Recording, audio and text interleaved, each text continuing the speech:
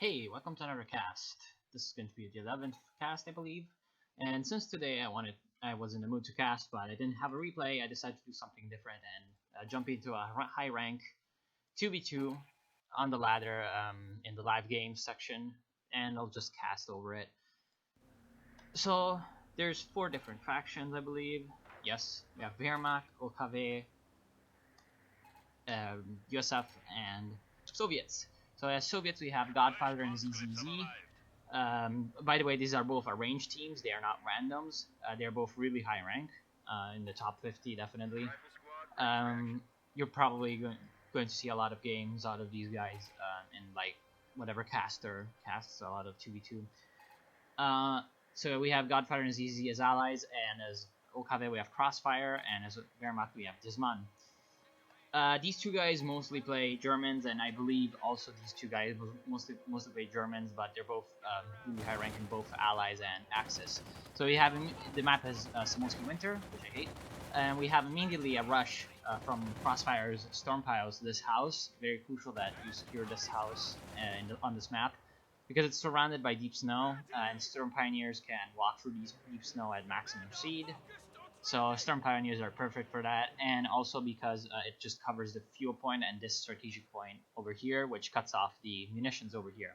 So just by taking this house and controlling this little island area, you can do a lot. The particular thing about this map is that the fuels are pretty easy to harass, especially this one. It's really easy because of this heavy cover that you can place. You can place your guys here, and when they come from here to like retake it, they're in negative cover and they will take heavy damage. And this other fuel, it's pretty easy to control this when you control this house to just control this fuel, but it's also in a pretty harassable position. So you have an MG42 coming in from this man who went 1 MG and 1 Grenadier, and now you will probably go for a tier 2. Volksgrenadiers capping the church, that's another very important point of Samosky, of course, as you all know. In the center of the map, there's a lot of buildings, as you know, and generally incendiary grenades and molotovs and flamethrowers are really potent in the center, whereas MGs are really powerful in the north and also in the south. So it looks like the allies are taking control completely of the north. I don't agree with this rifleman standing in this house. Should be going up to this cover right here. I would be able to deal pretty well with this Volksgrenadier coming up, but of course he doesn't know that. Conscripts taking the right side, but the Storm Piles took the cutoff point and now will engage them at close range and probably win this engagement.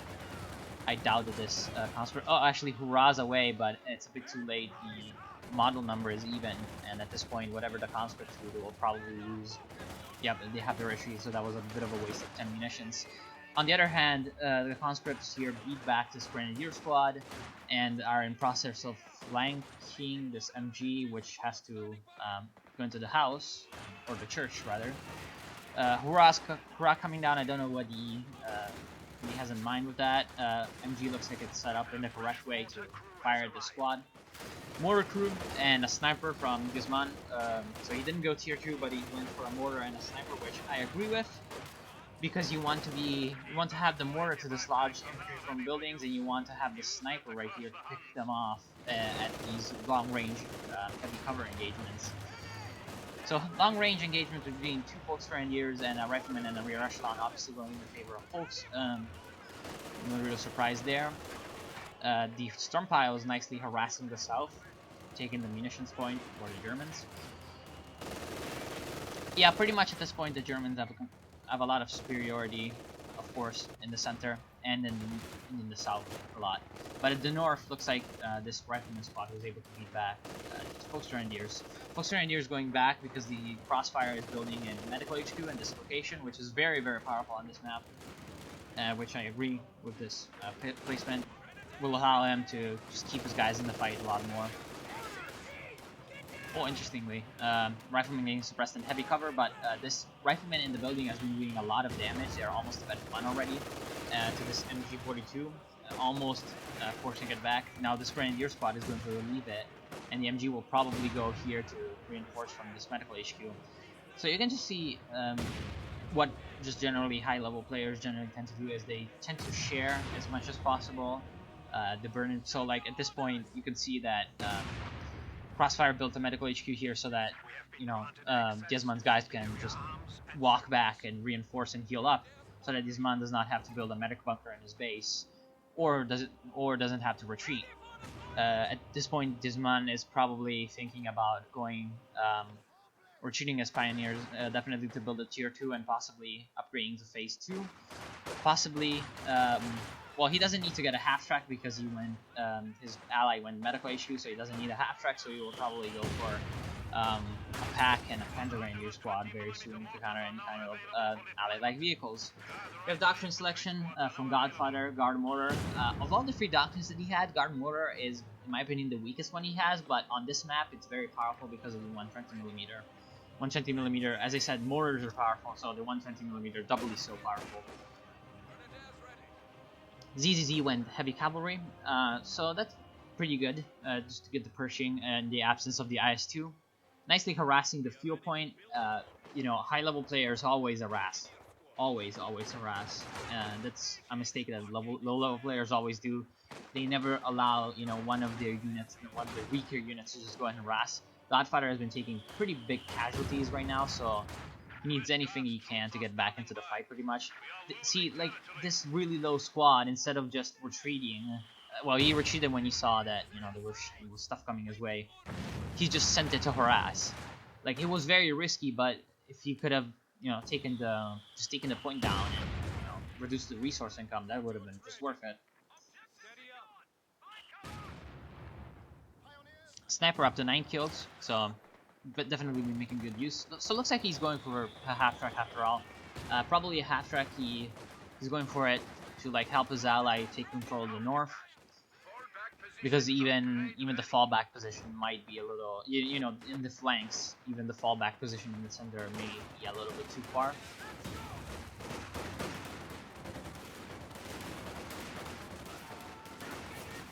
This engagement is definitely going the OKW's way. The Storm Pioneers will close into close range and deal massive damage to the Riflemen. And the Riflemen are forced to retreat, possibly wiping them with a Shrek shot. Holy shit. That's a snipe, if I ever saw one. Surprisingly, rear echelons pushing back Volksgrenadier squad. So right now the allies are in big trouble. Are really in big trouble. There's really not much that they can do right now because they took two heavy losses in the center engagements early game, pretty much. So now what they need to do is secure the flanks, push back the Germans on the flanks, just harass a whole bunch in the flanks, and try to push for the late game 3485 Pershing combo. So some Rangers were called off. This is a pretty good idea. You want to, you know, even out the infantry balance of power pretty much at this point. Rear echelons not going to stand any kind of chance against the storm piles, wisely retreating pretty early. As you can see, constant fighting for the fuel on both ends. But since the Germans have the center, they're pretty much superior right now in terms of income. As you can see, they have pretty much double the fuel income and a little bit more munitions income as well. Flame half-track. So that's another possible use. Flame half-track will be pretty good, but we have the Captain, the counter on the field. Captain is a pretty good counter. Does he have AT grenades? He does have AT grenades. Interestingly, Godfather also teched Molotovs. I do not agree with Molotovs. I agree with grenades though. Molotovs would be useful to clear out the buildings in the center, but at this point you do not have the resources to afford teching Molotovs. Neither munitions or manpower and fuel, really. Ranger's gonna push back some Volksgrenadiers. We have sphere replacement. If the Rangers and any kind of big allied infantry finds this out, this could be a problem, but really with the flame half-track you can defend this sphere pretty easily. And now it will cover this cutoff point for the munitions, so just, and also this cutoff point. So pretty much just cover a big old side of the map. This is a very popular sphere replacement. A lot of people place their spheres here. It is a little vulnerable to like an AT gun over here, pretty much. An AT gun over here can pretty, or even over here, just covered by the hedge, shooting through with attack round. Can be very dangerous. So in the south we have Flamethrower Engineers securing the south, 120mm, not yet really pulling its weight, which is just a shame for such a good unit. Guards in the house are very powerful. Unfortunately, we have the counter, the flame half track. As you can see, all these players are investing heavily in flamethrowers. Just can get control of the center. These wooden houses are pretty vulnerable to flamethrowers. Captain going to harass the south. Nice S minefield. This is going to cover any unit that comes out of the house or any kind of unit that tries to sneak around the right. Of course, this captain shooting the Zukas and detonating some mines. That's very important for this month.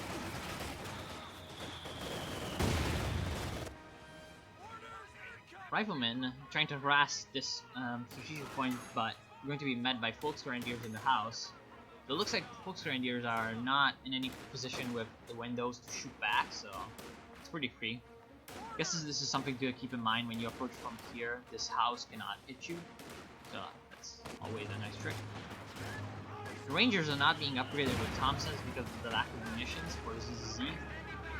Nicely getting out of the house before any bursts of flame from the half track weakened the squad significantly. That's good.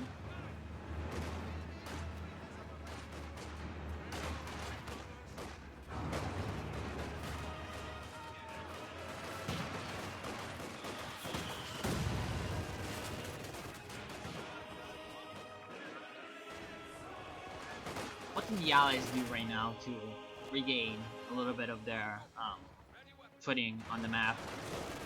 Of course, continuing to harass, as they've always been doing, is a good idea, but right now, the Germans with their Obersoldaten that are on the field and their LMG Grenadiers and MGs can control the flank, and also the sniper can control the flanks pretty well, so this is pretty bad for them.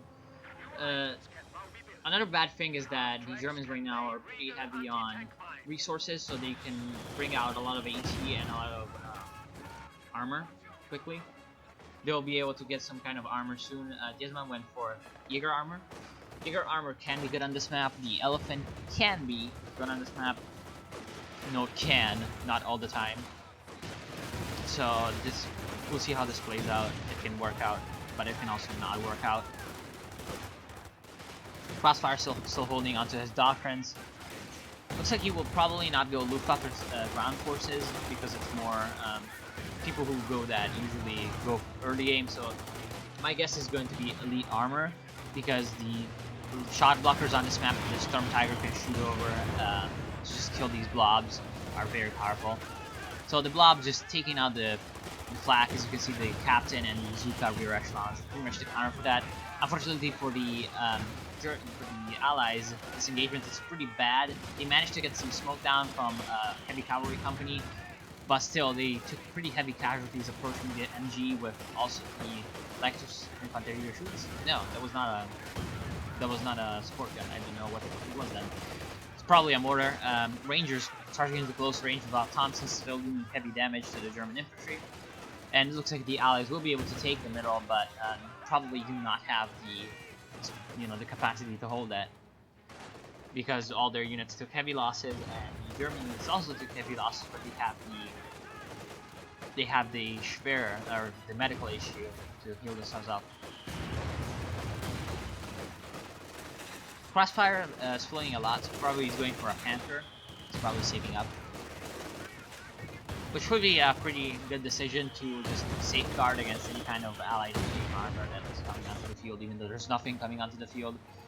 Godfather is a Tankovi Battalion command, but really nothing's going to be produced out of it. He doesn't have the resources. He built it mostly because he wants to get T-3485s later down the line, Tier 4. Allies getting some harassment down in the south with guards. That will definitely push back the Grenadiers pretty easily. This building is particularly low HP, so you should be careful about sending your guys in there. That's something that I need to work on, and I always make mistakes about just sending guys in low HP buildings. Nicely sending one rifleman spot to harass. He didn't go for this fuel point because he thought it was gonna be guarded, but pretty good to just not do that as much as I would have gone for the field instead.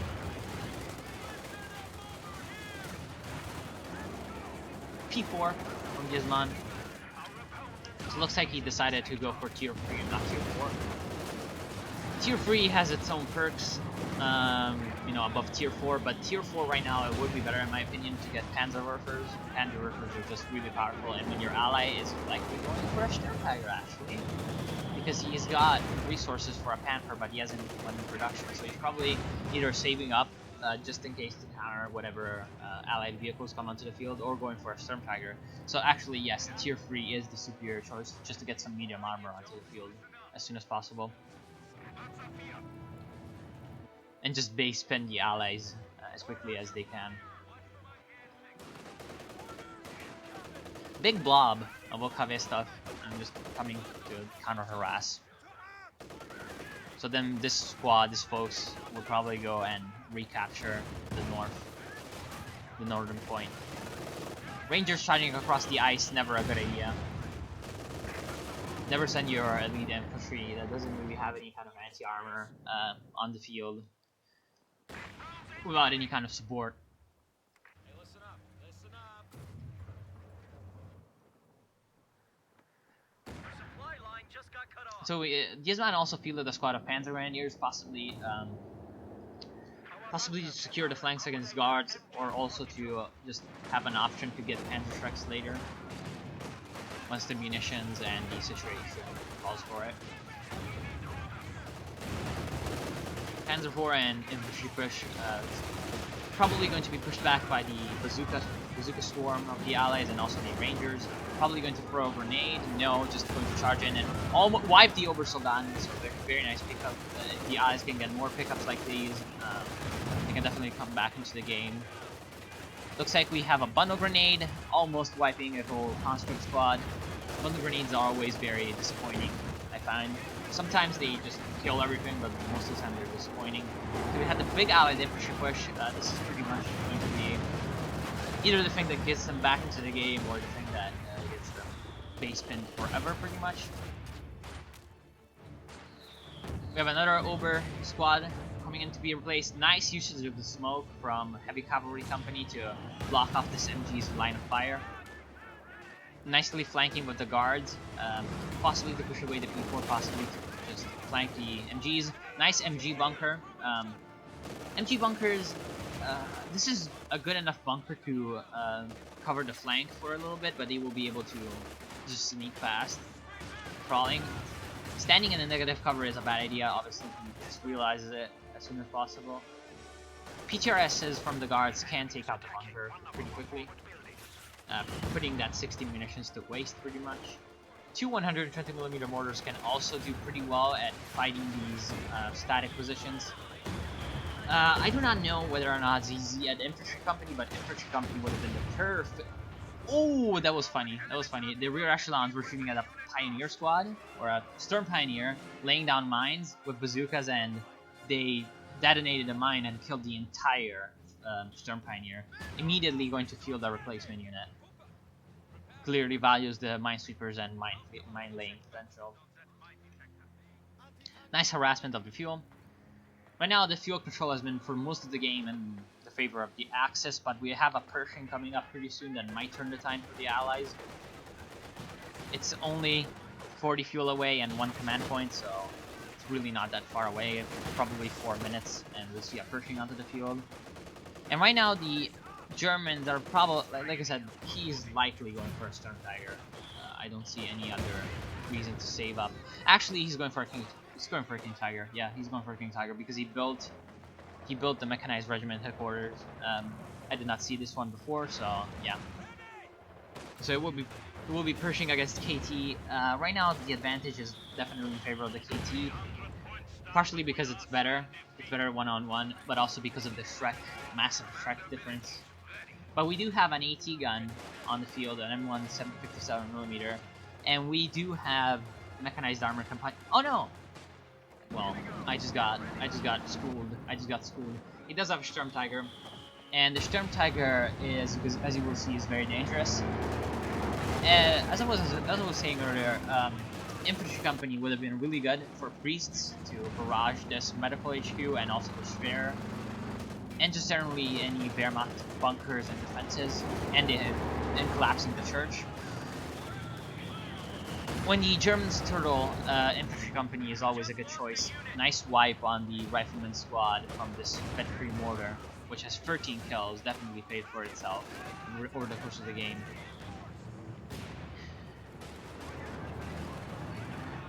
Now the Sturmtiger, nicely just destroying the church so that you can shoot over. Sturmtiger can shoot over obstacles, so that's why it's very dangerous. You will never see it coming, and if you walk up a blob, it can just shoot you and wipe you instantly. Nice flank from Panzer Grenadiers, wiping an AT gun. You tried to throw a bundle grenade, but it was dodged pretty easily by the captain. 100 Chattis facing the wrong way. Looks like he will realize this. Nicely recruited by the combat engineers. Oh! Was that like a squad wipe? I think that was a squad wipe or two from the Sturmtiger. Yep, 7 kills. And we have the elephant on the field from this one, so this is probably the end of the game. Oh, Ming undestroyed on the P4, probably going to take it out because it's not being microed. Definitely a mistake. He might get really lucky and survive, but he should have lost his P4. Definitely, that was a bit of RNG. Gone Ari for the allies. He definitely deserved to lose that P4. Elephant right now, it's definitely come out to counter any kind of Pershing. They saw that there were Rangers, so obviously he went for the Elephant. The thing about the German 2v2 meta right now is that it's very popular to get tank destroyer, at least one heavy tank destroyer from like Yak Tiger or Elephant, or even just a couple Yak Panzers or a lot of Stugs, because it's most allied teams will have either shock rifle frontline tactics or heavy cavalry company or go Churchill heavy. So that's pretty much why a lot of German players like to go with this kind of build with at least a Elephant or a Yak Tiger. And the way to counter that as allies is artillery, for one, because artillery is really powerful against these slow-ass tank destroyers that are easy to hit, and also medium tanks. But these tank destroyers will invariably be useful to the Germans because as allies you really need at least one heavy tank, because you do not have, you know, the kind of staying power with just medium armor to just win.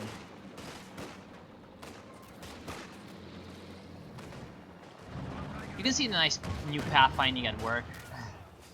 Pershing reversing into the fight. The Sturmtiger going unsupported against the Pershing is probably a pretty bad idea. What he wants to do is clearly, you know, hit it with a shell, which is going to maybe not kill it, but definitely hurt it a lot. Or maybe wipe this rear echelon. Like, the problem with the Sturmtiger being out here alone is that obviously if it gets flanked, it's just a big fat sitting duck. P4 in the center going to be way more enough of a deterrent to deter any allied infantry trying to take out the Elephant. Unfortunately for the P4, it's very vulnerable to the allied AT guns. Recruiting the M157mm with Soviet engineers is a pretty good idea because you can get 6 of them, so they can be wiped as easily, and also they can be reinforced cheaper than the 57mm crew. Nicely with the Pershing going to get some damage down on the Sturmtiger, but unfortunately the Shrek teams, I don't know why they didn't get run over there.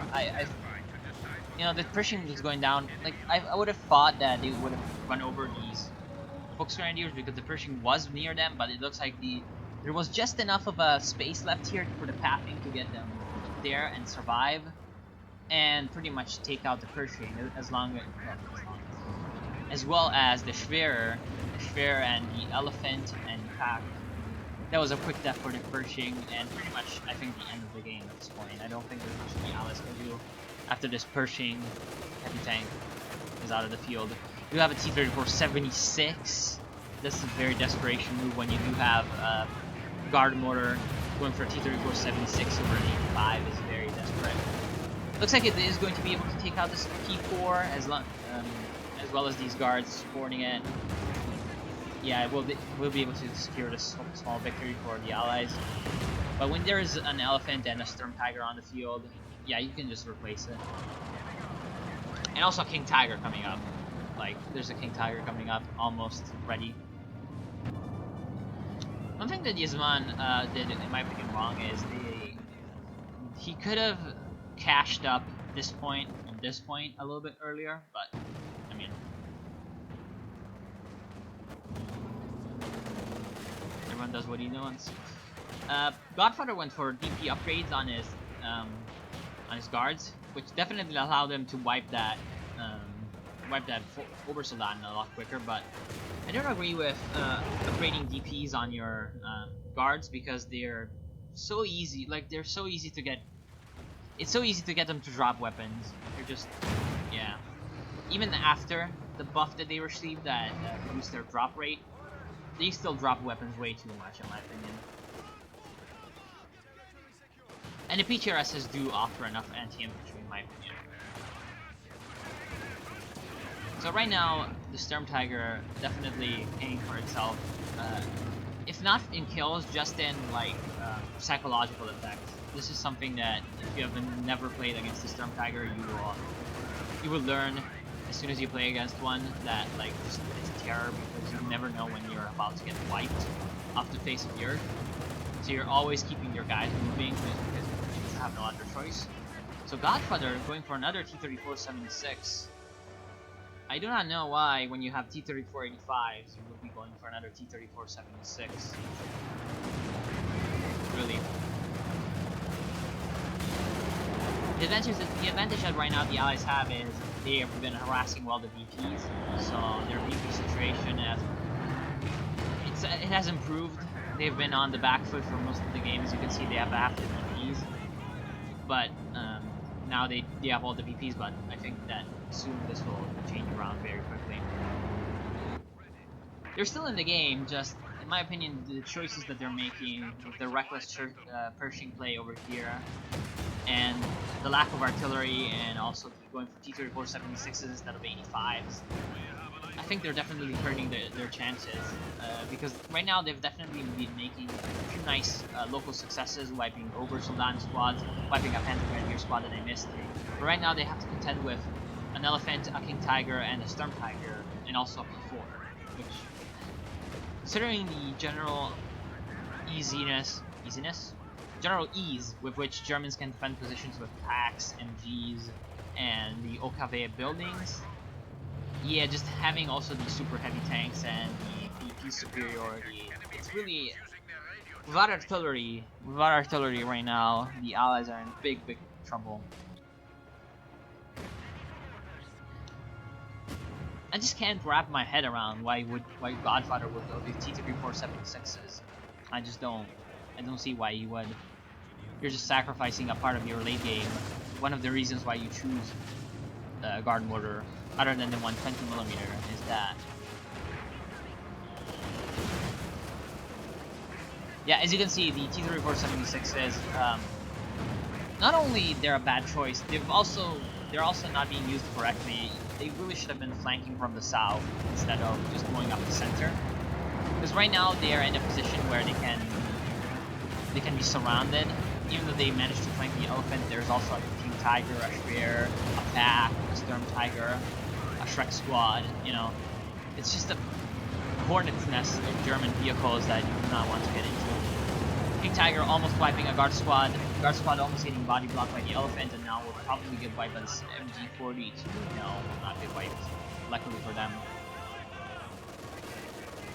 A new Pershing will be coming onto the field in 5-6 minutes probably, and then the Allies can attempt another go at it. But what is this P4? I remember the P4 dying here. Oh well, I guess it died here. So as you can see, also the pop cap difference right now. The Allies have taken way too many casualties in the last few engagements. As you can see, Godfather finally realizes that they need artillery and gets a Katyusha, but this is a bit too late. Right now, they are lacking armor again after he wasted his T-34s. That's a mistake Allied players make a lot, is they just go, nice Storm Tiger shot right there, awesome Storm Tiger shot. Should target this AT gun with your Shrek. Come on Crossfire. Yeah, guy, nice, nice. What, was that a mine? That was a mine. Nicely planting mines still, but still a bit too late. You need the munitions also to target vehicle, mark vehicle. But yeah. Also, the fact that the AT gun got sniped by the Storm Tiger and the truck squad means that this P4, even though it took engine damage, will probably be able to limp away. Also, spotting scope on your P4, I don't know why. This is a nice feature of this commander, but honestly, in my opinion, spotting scope on the P4 is pretty inferior because it's a flanking tank. You're going to be wanting to use it like a lead tank, not standing still. The spotting scope only gives increased sight range when the vehicle is standing still. So yeah.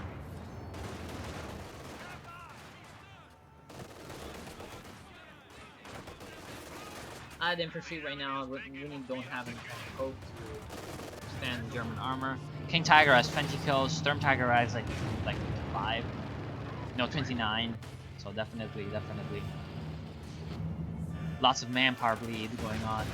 This Pioneer squad probably going to go down. Bet 2 Pioneer or Flamethrower, so this is a pretty good pickup.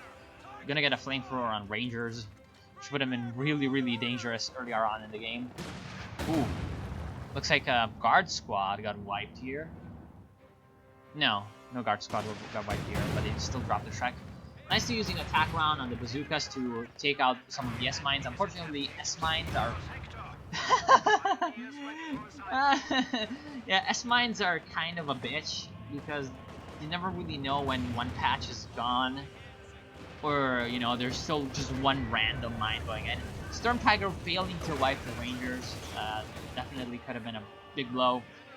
And S-mines, yeah, like he zooked it to get rid of the mines, but in doing so he killed his own squad. So that's pretty much S-mines for you. And why I really hate S-mines.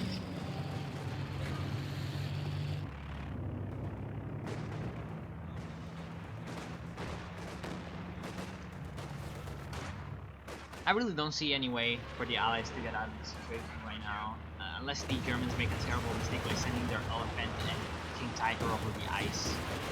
I just don't see what could get the Allies back into the game. Shusha Barrage completely not doing what it should have and killing the squad, but it just missed.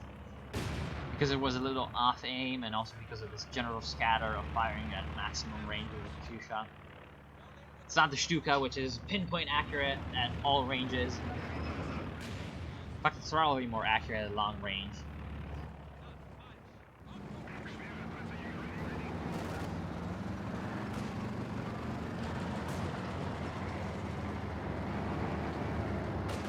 German armor pretty much masked up and ready to go. I believe this is going to be the final push for the Germans. There's another Pershing on the field, so there's a little bit of hope for the Allies that if the Germans do something really stupid, they might be able to get back in the game.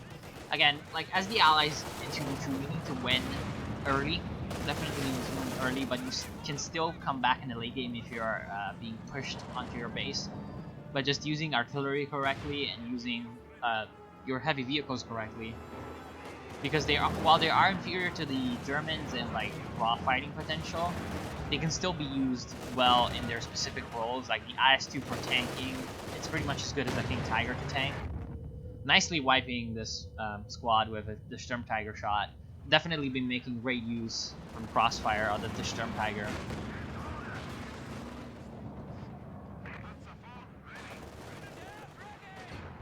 Harassing Engineer squad going to be forced back by a rifle grenade. Using combined arms is not really going to help much because his Pershing is very low HP, probably took an elephant shot to the face. And he doesn't really have any infantry up. He did rebuild a Ranger squad out of the 2 that he lost, but yeah. Nicely still harassing the north. As you can see, like, even in defeat, these guys are putting up a pretty big fight. Though, in my opinion, ZZZ, other than the Pershing debacle over here, definitely played better than his teammate Godfather, because I don't know why he went for those T-34-76s and for these really late Katyushas. Again, maybe shock rifle would have been a better choice because of the KV-8 and the IS-2, and having ZZZ go with a kind of infantry doctrine or tactical support maybe he had. I don't know, I didn't watch what doctrines he had. Any of them would have been better than this kind of setup. The lack of artillery to force the Germans back from the center, because they were doing well in the flanks harassing, but they just couldn't break through the center. Even though they had two 120mm, that was not enough. I mean, speaking of the 120mm, I do not know where they went. I haven't been following them at all. I just got distracted. I guess they got sunk or something, or maybe they just got salvaged. So A is going for a lot of AT guns to counter. Unfortunately, the problem with AT guns in this situation is that, yeah, they can counter the Elephant, the P4, and the KT, but the Sturmtiger is really good against the AT guns. Using signal relay, you can see that the Pershing is coming up. And he's going to be able to aim a Sturmtiger shot right at it, but Pershing wisely backing away. Going to aim and yeah, cancel that. Another Katyusha barrage. As you can see, these Katyusha barrages are as much as they can be ineffective, because, you know, late game rocket artillery just loses its effectiveness because of just more reliance on armor. But yeah, as you can see, they're still being a nuisance and allowing the Allies to push up in areas that they shouldn't. Nice Stuka just taking out two AT guns right there. Very nice Stuka barrage. P4 almost being taken out by the Guard PTRSs. Possibly a marked vehicle or a button vehicle would have been enough to take out the P4. So we have a Stuka. As you can see, the Germans right now have pretty much everything. They have tank destroyers, they have heavy tanks, they have medium tanks, they have artillery. That's a power of late, and they also have elite infantry and regular infantry. That's a power of late game Germans in a nutshell. Also, King Tiger nicely pushing up aggressively and taking out this Pershing before it can prevent or be part of a larger allied force. As you can see, that's the power of late game Germans, is that they are so versatile, even in their basic roster without doctrines, that pretty much whatever they go, as long as they have one heavy tank destroyer and one heavy tank, which when you are OKV, it's going to be the King Tiger, you can pretty much have everything late game, everything you need to counter whatever the Allies have, whereas the Allies have to focus.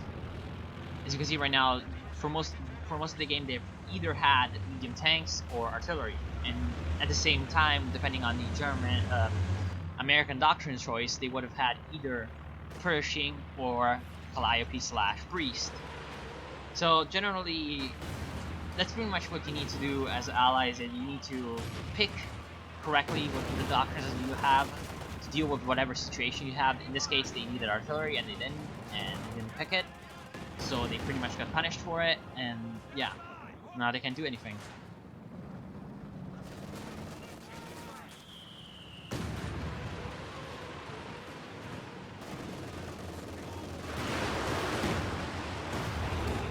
Nice Panzerwerfer combined with the Sturmtiger. Sturmtiger up to 44 kills. Awesome Sturmtiger.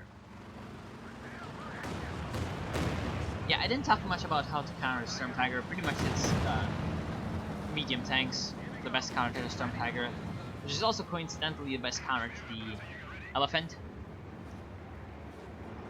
The problem with medium tanks on this map, as you saw, is that flanking opportunities are all either risky because of the ice or non-existent because of lines of sight. So yeah.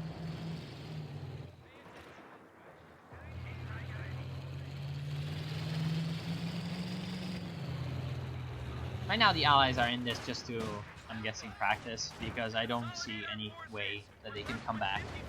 The second Pershing also went down. There's gonna be no Soviet armor on the field anytime soon because they have no fuel control. Panzerwerfers are going to shut down any kind, along with P4 and the KT and the Storm Tiger are going to shut down any kind of infantry or AT gun push that they make. So I can pretty much just speed it up. So other than what I already talked about, well, just to do a recap of the lessons that you can learn from this game. As allies, you need to be more aggressive early on. You need to be very careful of these long-range engagements with lots of heavy cover, because they lost unnecessarily lost a lot of engagements because of that. Possibly a tier 1 from Godfather would have helped also secure an early game lead by they just using the M3 flamethrower combo or maybe a sniper to deal a lot of damage to OKV. And yeah, pretty much doctrine selection.